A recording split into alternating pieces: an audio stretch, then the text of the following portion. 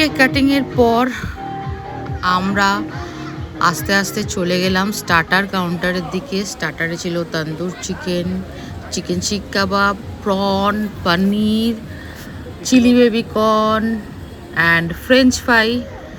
তো স্টার্টারগুলো প্রত্যেক কটাই দারুণ হয়েছিল আর খেতে লাগছিল খুবই আমি।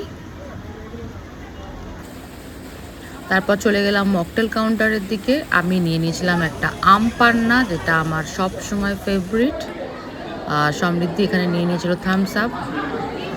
তারপরে আরও কিছুক্ষণ আমরা সবার সাথে গল্প করে, বাচ্চাদের খেলাধুলো দেখে, কিছুক্ষণ ফটো সেশন করে, অনেক পুরনো বন্ধুর সাথে দেখা হচ্ছিল।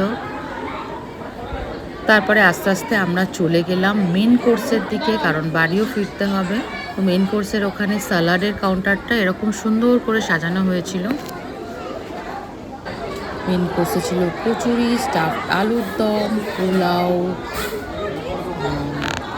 ফিশ, বিরিয়ানি, তার সাথে চিকেন চাপ আর কেক, চাটনি, পাঁপড়, গোলাপ জামুন, রাবড়ি, এখানে পায়েস। আর এই কাউন্টারটা তো দেখে খুব মজা লাগছিল, হাজমোলা লজেন্স দিয়ে সাজানো।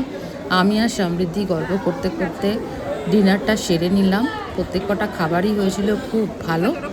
তারপরে সবাইকে গুড নাইট জানিয়ে বাড়ির পথে পা বাড়ালাম।